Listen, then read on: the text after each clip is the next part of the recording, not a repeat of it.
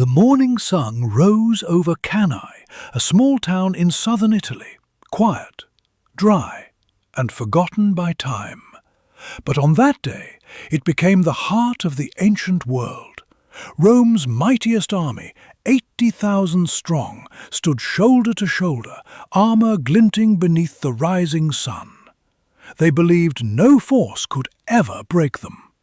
Across the plain, a smaller army waited, led by a man whose name still whispers through the centuries: Hannibal Barca.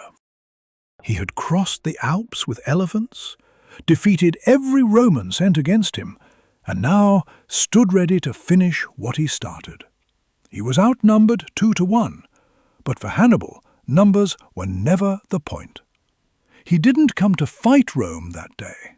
He came to destroy it. For 2 long years, Hannibal had ravaged Italy, burning towns, ambushing legions, defying every general the Senate could send. Rome's pride had been wounded. Its people demanded victory or vengeance. So the Republic gathered its greatest army, led by 2 consuls, Varro and Paulus. 2 men who hated each other, but hated Hannibal even more. They believed sheer force would crush the Carthaginian. They believed Rome's discipline would triumph over cunning. They believed, as every doomed army does, that courage alone would be enough. But Hannibal saw more than men and numbers. He saw movement, arrogance, rhythm. And in that rhythm he found their weakness. He looked at the open field before him, flat, wide, perfect, and smiled. Here on this dusty plain he would teach Rome a lesson it would never forget, not through strength, but through perfection. When the horns finally sounded, the sky turned red with dust, and the trap began to close.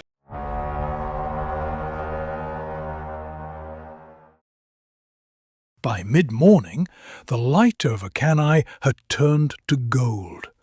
The plain was dry and open, no trees, no shade, only a thin line of the Aufidus River curling to one side.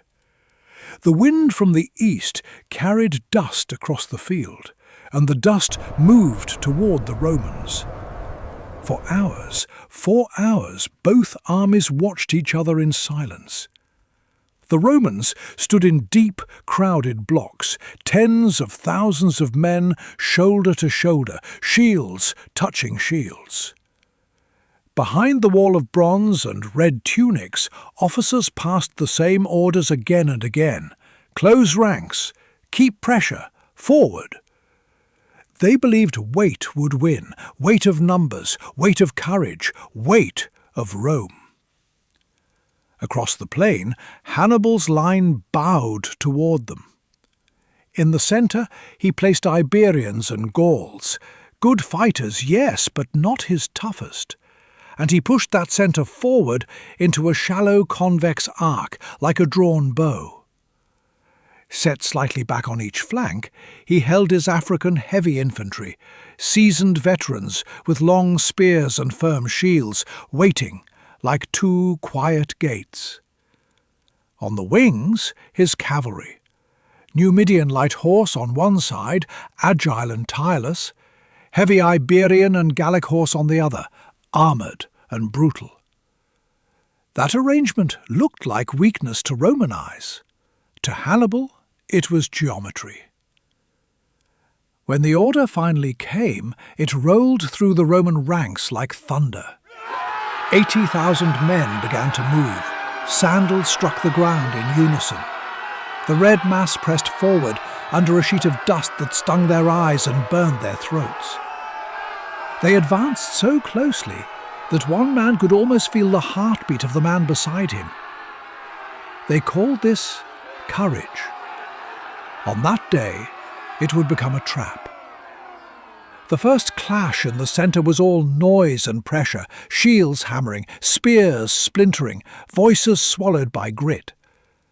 The Iberians and Gauls gave ground deliberately, a step, then another, never breaking, always yielding just enough. With every inch the Romans gained, the arc of Hannibal's centre bent inward. What began as a bulge slowly became a shallow valley.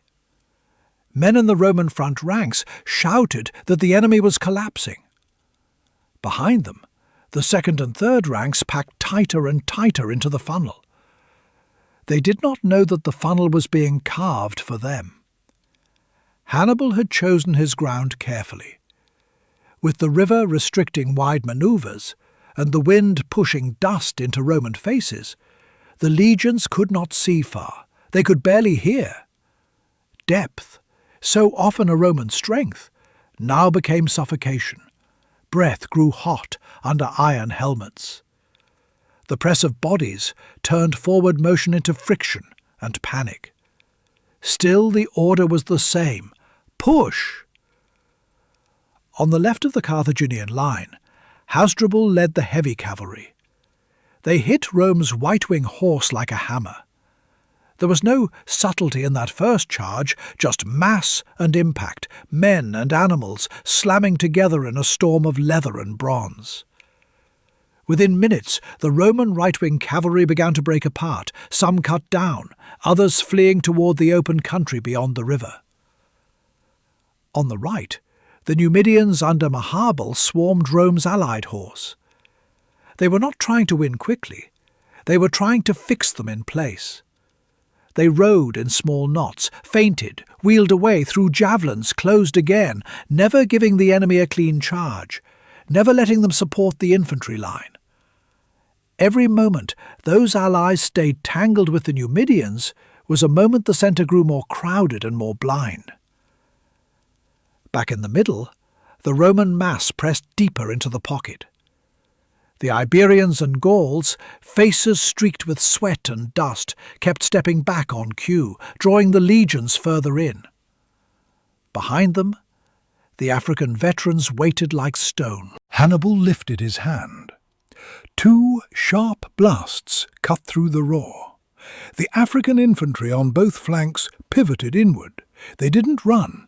They turned with disciplined precision, shoulders locking, spears slanting, shields overlapping.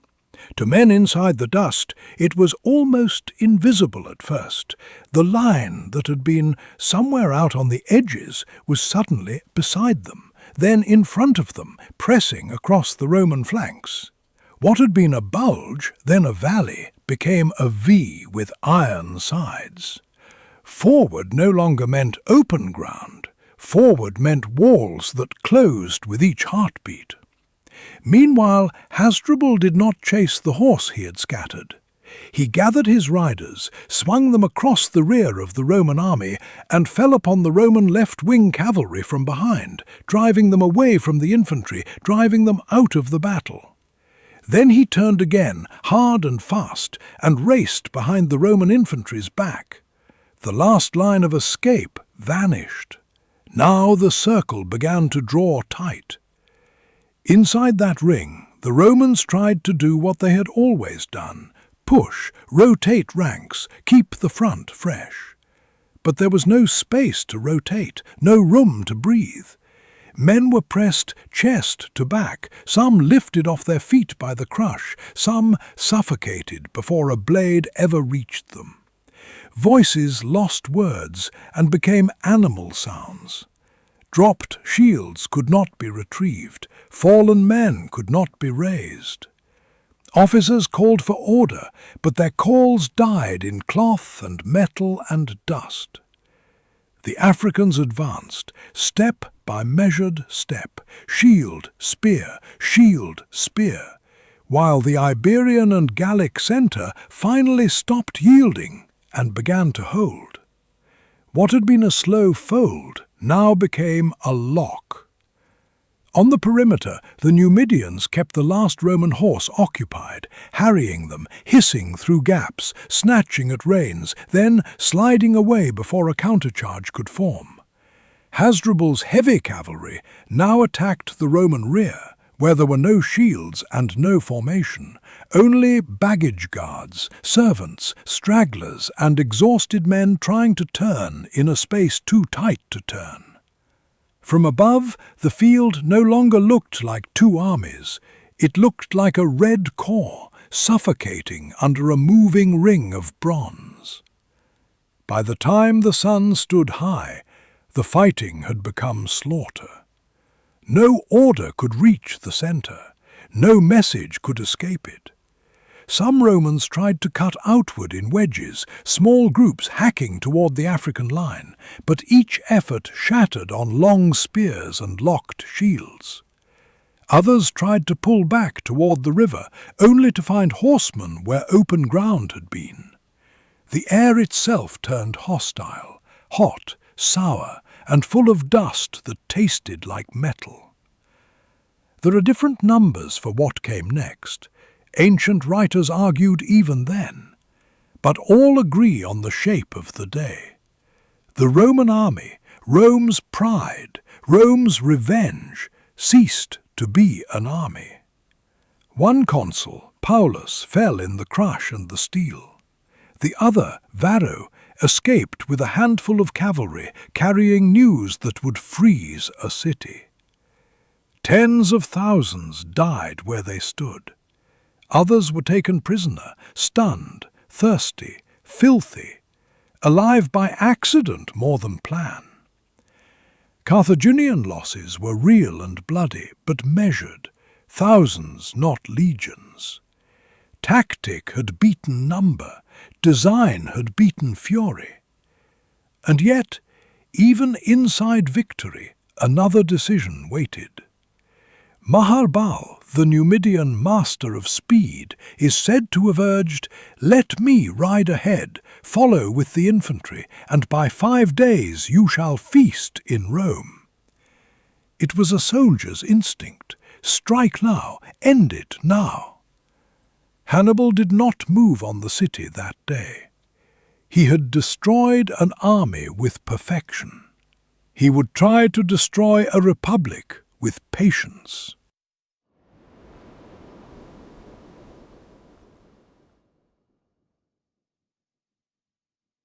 The drum falls silent. On the plain of Cannae, the dust settled slowly. Armour cooled. Crows drew black lines across the sky. Rome had learned a new shape for fear. A circle that tightens while you walk into it. And Hannibal had taught the lesson so clearly that history would never forget the geometry of that morning. Inside the circle, there was no battle anymore, only pressure, heat, and noise that no longer sounded like men.